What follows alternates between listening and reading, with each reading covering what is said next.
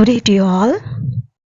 நாம் ஒரு மொழியை கற்க வேண்டுமாயின் நம்மிடம் இருக்க வேண்டிய அத்தியாவசியமான பண்பு இடைவிடாத பயிற்சி, a constant practice. அந்த வகையில் நாம் தினமும் 10 வாக்கியங்கள் தமிழிலும் அவற்றை எவ்வாறு ஆங்கிலத்தில் பேசிடலாம் என்பது பற்றியும் பார்க்க போன்றோம். நீங்கள் செய்ய வேண்டியது என்ன? தினமும் 10:30 மணிக்கு காலையில் வெளிவருகின்ற இந்த வீடியோவை பார்வையிட்டு இங்கு பயன்படுத்தப்படுகின்ற வாக்கிய அமைப்புகளில் தினமும் பேசக்கூடிய வாக்கியங்களை முடிந்தவரை உருவாக்கி பாருங்கள், எழுதி பழகுங்கள், பேசி பழகுங்கள், மறக்காம கமெண்ட் பண்ணுங்க.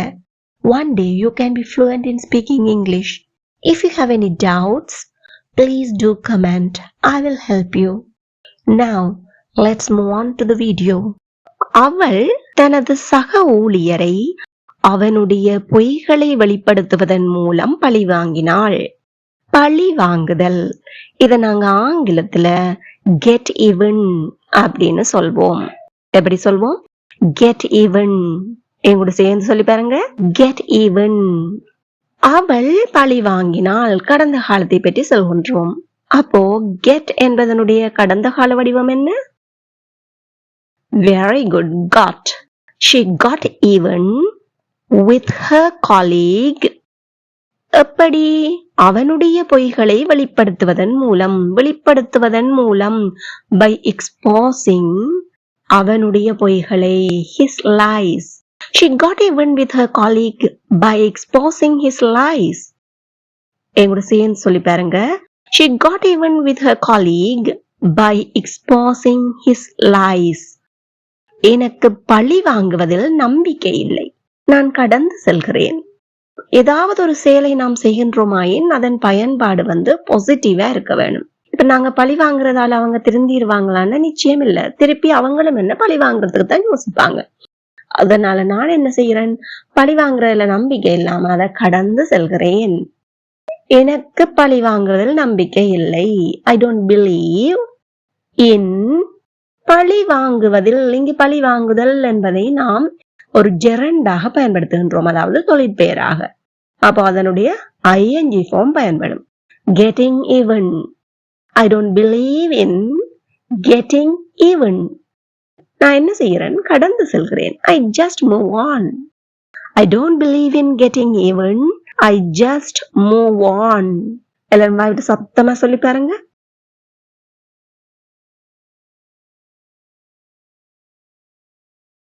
Amazing, you got it. I don't believe in getting even. I just move on. பழி வாங்குவதற்கு பதிலாக மன்னித்து விடுவதற்கு முயற்சி செய். பழி வாங்கணும் அப்படின்னு சொல்லி யோசிச்சுட்டு இருந்து எங்கட மனசுல என்ன நெகட்டிவ் தாட்ஸ் தான் இருக்கும். அதை விடுத்துட்டு நாங்க என்ன செய்யலாம்? மன்னித்து அதை விடுறதுக்கு யோசிக்கலாம், அதுக்கு முயற்சி செய்யலாம். Instead of getting even, பதிலாக instead of getting even முயற்சி செய். Try to forgive and let go. Instead of getting even, try to forgive and let go. Instead of getting even, try to forgive and let go. எல்லாரும் வாய்விட்டு சத்தமே கூட செய்யன்னு சொல்லி பாருங்க. Instead of getting even, try to forgive and let go. மன்னிப்பதை எப்படி சொல்வோம்? Forgive. மறப்பதை எப்படி சொல்வோம்? Forget. Forgive மன்னித்தல், மறப்பது forget. ஞாபகத்தில் வைத்துக் கொள்ளுங்கள். அவள் தன் சகோதரனை ஒரு வேடிக்கை செய்து பழி வாங்கினாள். என்ன செய்து பழி வாங்கினா? ஒரு வேடிக்கையான ஒரு செயல் செய்து prank பண்ணி பழி வாங்கினாள்.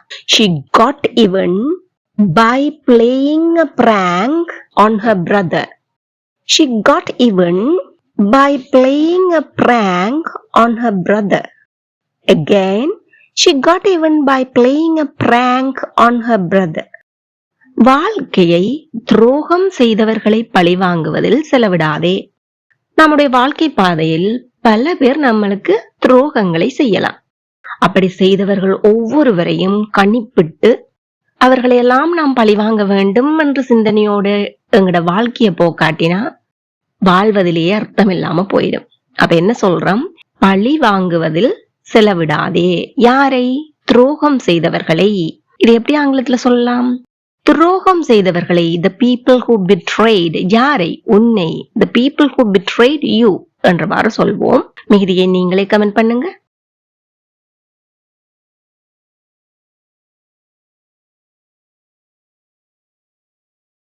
Very good, you got it. அவர்கள் எதிரியை பற்றிய வதந்திகளை பரப்புவதன் மூலம் பழிவாங்கினார்கள். எப்படி எதிரிய பழிவாங்கினாங்க? அதைய பற்றின வதந்தி, பொய்த்தகவல்களை பரப்பி பழிவாங்கினாங்க. Please comment your answer.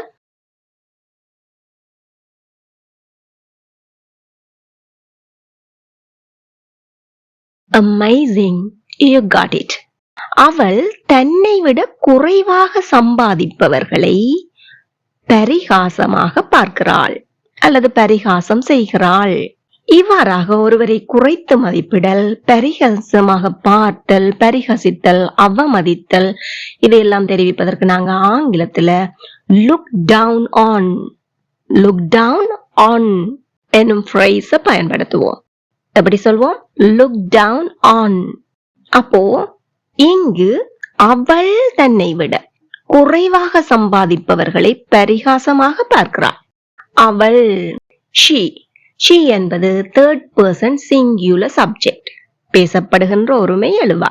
அதனால லுக் என்பதனுடைய s form பயன்படுத்த வேண்டும். looks, she looks down on யாரை? தன்னை விட குறைவாக சம்பாதிப்பவர்களை. those who earn less than her. She looks down on those who earn less than her. எங்கூட சேர்ந்து வாய்விட்டு சொல்லி பாருங்க. She looks down on those who earn less than her. சில மக்கள் சுத்தம் செய்தல், விவசாயம் செய்தல் போன்ற வேலைகளை குறைத்து மதிப்பிடுகிறார்கள். சில மக்கள், some people look down on jobs like cleaning and farming. Some people look down on jobs like cleaning and farming. எல்லாரும் வாய்விட்டு சத்தமா சொல்லி பாருங்க.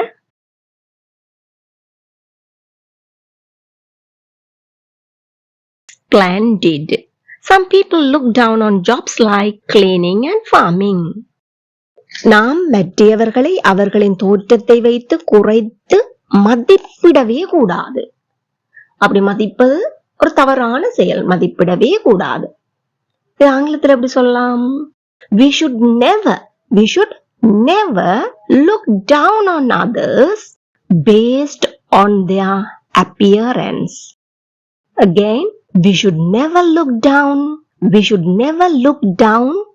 on others based on their appearance. Again, we should never look down on others based on their appearance. அவள் தோழியை ஆங்கிலம் சரளமாக பேச முடியாததற்காக அவமதித்தாள், குறைத்து மதிப்பிட்டாள் அல்லது பரிகசித்தாள். Please comment your answer.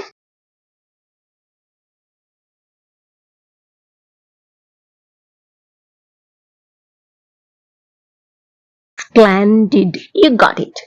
முன்பு பலர் ஆன்லைன் கல்வியை குறைத்து மதித்தனர். ஆன்லைன் கல்வி என்னது? ஒரு யூஸ்லெஸ் என்ற மாதிரி குறைச்சு மதிப்பிட்டாங்க. ஆனால் அது இன்று பிரபலமாக உள்ளது. Please comment your answer.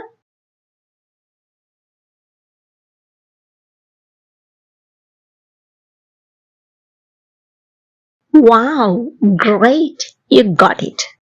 காய்ச்சல் குறையவில்லை என்றால் நான் மருத்துவரை அழைக்க வேண்டி இருக்கும்.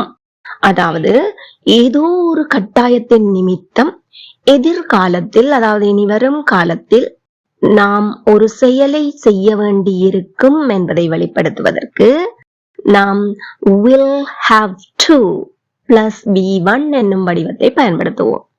will have to plus be1. இதனுடைய வாக்கிய அமைப்பு subject plus will have to plus be1 என்றவாறு அமையும். அதாவது சப்ஜெக்ட் ஒருமையா பன்மையா என்கின்ற எந்தவித கவலையும் எங்களுக்கு இல்லை. வாங்க உதாரணங்களை பார்ப்போம். காய்ச்சல் குறையவில்லை என்றால் நான் மருத்துவரை அழைக்க வேண்டி இருக்கும். பிரதான செயல்பாடு என்ன? நான் மருத்துவரை அழைக்க வேண்டி இருக்கும்.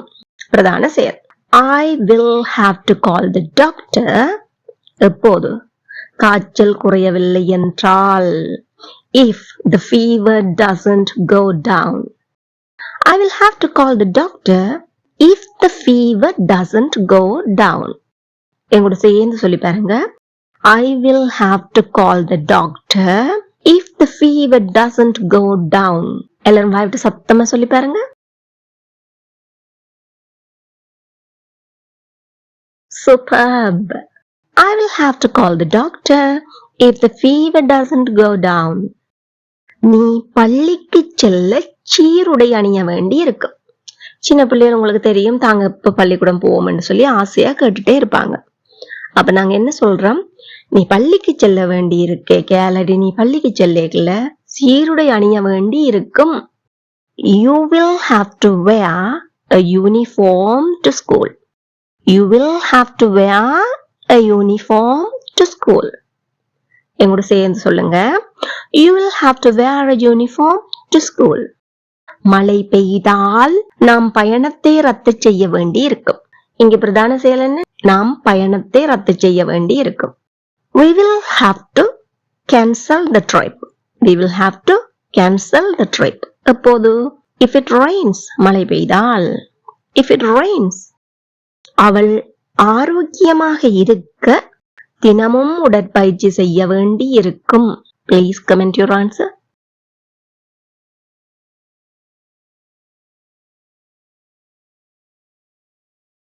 Very good. You got it. இன்னும் ஒரு வாக்கியம் பார்ப்போம். அவள் தனது புதிய வேலைக்காக ஆங்கிலம் சரளமாக பேச கற்றுக்கொள்ள வேண்டி இருக்கும். Please comment your answer.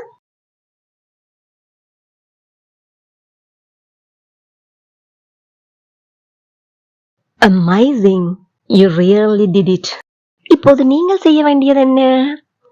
Get even என்பதையோ look down on என்பதையோ will have to plus V1 என்பதையோ பயன்படுத்தி நடைமுறை வாழ்க்கையில் பேசக்கூடிய வாக்கியங்களை சிந்தித்து பாருங்கள், எழுதி பாருங்கள், பேசி பழகுங்கள், மறக்காம கமெண்ட் பண்ணுங்க.